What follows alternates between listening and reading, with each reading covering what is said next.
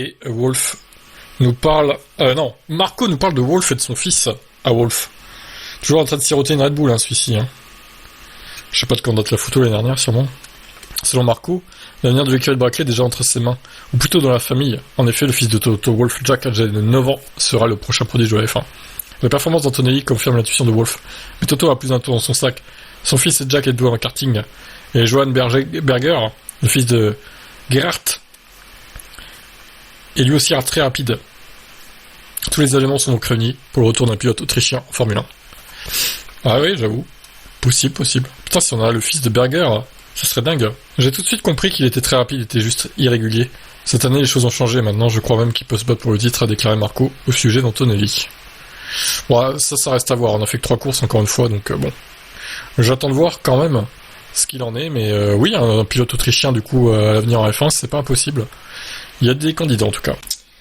Et Sergio Pérez, qui nous parle de la réglementation 2026. Il s'en prend à Domenicali, notamment. La Formule 1 n'a aucun problème et se porte à merveille, donc avait déclaré Domenicali. Ouais, bon, j'avoue que cette déclaration est un peu limite, quand même. Alors, Pérez a dit « Personne ne comprend cette F1 », des propos que on peut le parier, Domenicali, le dirigeant de Scuderia, n'ont certainement pas apprécié. Dirigeant de Scuderia, non. Dirigeant de la F1, plutôt. Oui, cette Formule 1 est vraiment très différente. La vérité, c'est que personne ne la comprend vraiment, ni les ingénieurs, ni nous, les pilotes.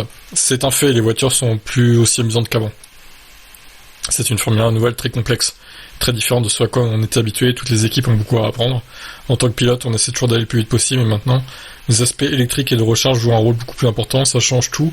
C'est pourquoi ça a été si difficile pour nous. Il arrive un moment où vous roulez à 80-90 km/h, plus vite que la voiture. Oh, il exagère. Peut-être pas non plus 50, allez, ok, mais pas 90, quoi. Et vous ne savez pas pourquoi. L'accident survenu à Oli Biermans, qui s'est retrouvé à devoir esquiver la voiture de Colapinto. Et il a donné son avis sur ça. C'est difficile, vous n'avez aucune information sur ce qui se passe. Nous devons tous nous adapter à ce changement de réglementation. Oui. Après, dans le fond, il a pas forcément tort, mais ça va, je pense qu'il y a pire que cette réglementation. Surtout les courses, elles sont bien en vrai. Moi, j'aime bien, en tout cas. Les qualifs, oui, il y a des solutions à apporter. C'est ce qu'ils ont essayé de faire avec les mesures qu'ils ont mis en place. On verra si ça marche ou pas, mais bon. Je le trouve un peu... Il crache un peu dans la soupe, le petit Sergio, quand même, là. Parce que, bon, il peut remercier Cadillac, hein. Sans cette équipe, il serait jamais revenu dans la F1. Le sport qui critique tant, maintenant, du coup. Voilà, c'est tout ce que j'ai à dire. Alors, Max, qu'est-ce qu'il a de prévu ? 5e titre ou victoire 24 heures du Mans, et pourquoi pas les deux ? Un 5e titre, je crois pouvoir encore gagner au Mans, même un peu plus tard. Ce titre mondial ne viendra pas cette saison. Cependant, on peut participer aux 24 heures du Mans jusqu'à 45 ans. Pourquoi 45 d'ailleurs ? Bon, même plus, pourquoi pas. J'adore le MotoGP, enfant, je faisais des courses de mini-moto, mais j'ai vite compris que j'étais plus doué sur 4 roues que sur 2. J'aurais peut-être été commissaire de course, ou quelque chose comme ça, haha. Non, je pense pas, j'en ai aucune idée, mais j'ai toujours baigné dans le sport auto. Déclare Max. Bon, après, voilà. Moi, je pense pas qu'encore une fois, il se barre dès l'année prochaine, hein. Enfin, fin de saison 2026, je pense pas qu'il se barre. Il va attendre de voir si Red Bull progresse, ou peut-être aller ailleurs, j'en sais rien. Mais bon. Après, je pense donc, il va pas gagner cette saison, c'est sûr. Il a failli gagner l'année dernière, quand même, hein. À 2 points près. Bon, après, faut voir... Comme il a dit, il cherche pas forcément les records. Ce que je trouve un peu stupide, parce qu'il est proche de battre Schumacher déjà, et pourquoi pas Lewis plus tard. Parce qu'il est pas si loin que ça en termes de victoire déjà. S'il reste encore 4-5 saisons avec une fusée, il peut très vite les battre les records, hein. Après bon, ma foi c'est lui qui vaut. S'il ne souhaite pas battre les records, écoute, hein, grand bien te fasse, Max. À voir. La F1 n'a aucun problème selon Domenicali, les critiques ont été trop virulentes.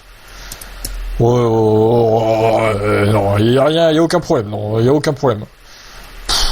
Il se met un peu le doigt dans l'œil, lui, hein, non ? Je pense pas qu'il s'agisse de résoudre des problèmes de la Formule 1. La Formule 1 n'a aucun problème. Elle se porte à merveille.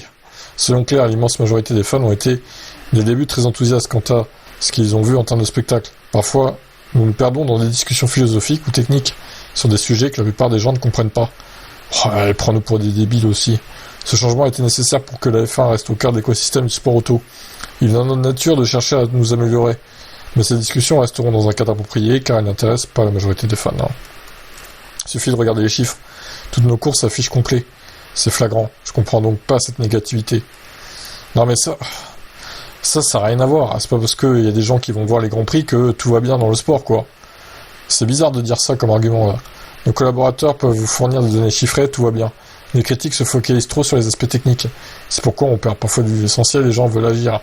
Ils veulent des éléments concrets pour se battre. On a trop insisté sur les propos de certains pilotes qui alimentaient le débat parmi les fans les plus fervents. Ça divise Verstappen. C'est une leçon que nous avons retenue. Il aurait fallu créer des situations différemment. Non pas qu'il faille étouffer les discussions, mais parce qu'il y a tellement d'aspects positifs. Oui, alors, les qualifs sont problématiques quand même avec le super clipping et tout. Les courses, ça va, oui. Maintenant, aussi, le fait de ne pas remplacer au moins une des deux courses qui n'a pas eu lieu, désolé, ça a cassé la dynamique de la saison. C'est n'importe quoi. Parce que là, plus personne ne parle de la F1. Tout le monde s'en fout, là. Il est temps que ça reprenne, hein, Miami. Hein. Enfin, que ça arrive, quoi. Là, il y a une 5 semaines, tout le monde est passé à autre chose, en fait. C'est un peu ça l'idée. Je suis désolé, ils auraient dû, encore une fois, remplacer au moins une des deux courses. Pas les deux, mais une des deux. Mettre un circuit en Europe, il y en a tellement. Et même si oui, du coup, ça aurait peut-être pas fait guichet fermé parce que les gens auraient pas eu le temps de se retourner spécialement. Mais au moins, voilà, on aurait eu une course, quoi. Je lui en veux, hein, de pas avoir pris des mesures pour 3 semaines après le Japon, ça aurait été faisable de mettre un Grand Prix. Il aurait fallu faire très vite, oui, mais en même temps, ils savaient déjà, depuis un petit moment, que Jeddah était menacé, et que Bahreïn aussi, donc bon. Ils avaient eu le temps d'anticiper, ce qu'ils n'ont pas fait. Quant à la F1, on verra si les règlements changent, hein, écoute, hein. Ma foi, Dominique Ali.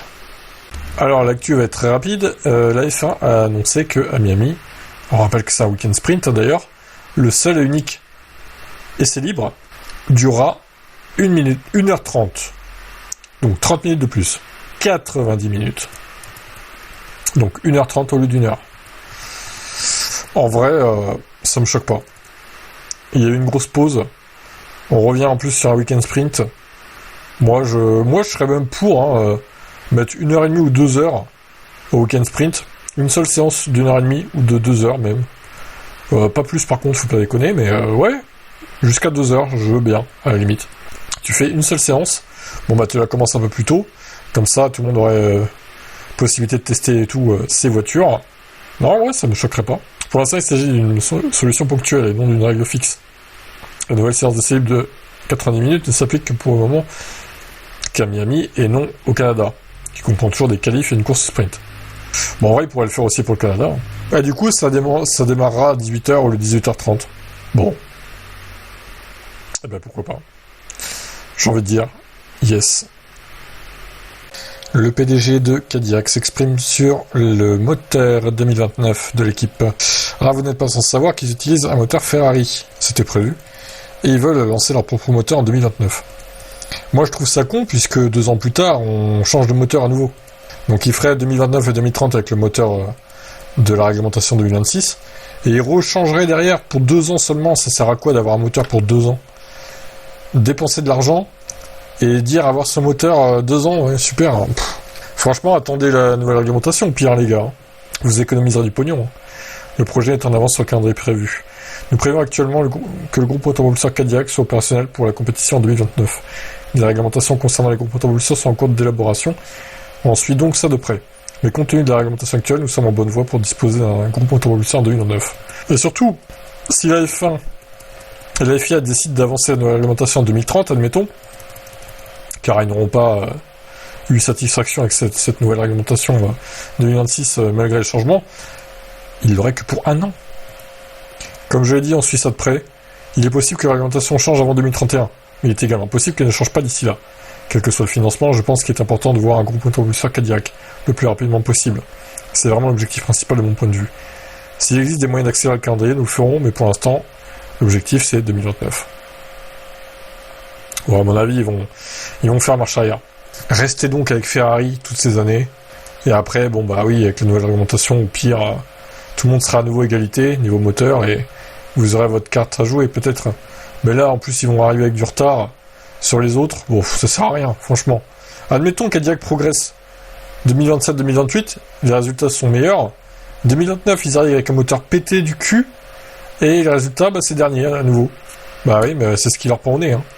Faites pas ça, faites pas cette erreur, je pense, c'est pas bon, là.